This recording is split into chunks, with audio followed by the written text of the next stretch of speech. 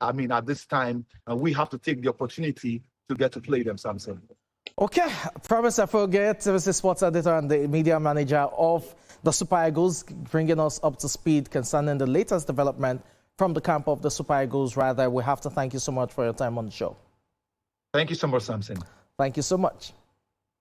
Well, there you have it. 22 players, definitely trained, but for Calvin Bassey, it won't be partaking any longer when it comes to, this international window. He has to go back to his club in Fulham to recuperate from that back injury. We wish him speedy recovery. We go on a break now. When we return, I have a football commentator joining the show to lend his voice on the Super Eagles preparations for the friendlies against Iran and Jordan. And we'll be also looking at a Premier League great that's set to beat Anfield. Farewell. TVC Sports Desk. Talking about the Super Eagles of Nigeria and their training camp right there in Turkey. Now, Kayode Ojo is a football commentator who follows national team football keenly, and he joins the show this evening. Kayode, good evening. Thank you so much for joining us on the show.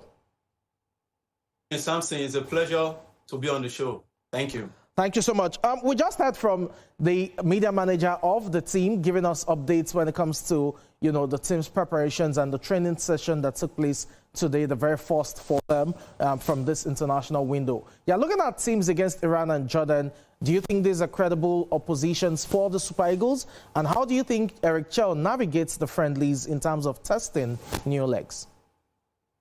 I think for those who are saying this is not a credible opposition for the Super Eagles, just like what Promise has said, to actually check what exactly are the groups, standings in the World Cup. For instance, when you look at the group where Iran belongs, Iran is in Group G, and they have Egypt that we played against in third place playoff in the African Cup of Nations in the same group. Of course, what they need is someone that actually can make them have a feel of what it takes to play against Egypt. And so that's why having the Super Eagles of Nigeria to play them in the friendly match like this is something that they actually is part of their preparation for the World Cup. Of course, we are not going to the World Cup, but it's an avenue for all these players to actually lay claim in the starting 11 of the coach ERIC CHELLE. So to me, it's not a matter of are these teams actually worthy of us having them even as a qualifying team. If you look at Jordan as well, they qualify for the World Cup in Group J, and surprisingly, they also be playing against a team that Nigeria actually met in the African Cup of Nations en route to our third place finish.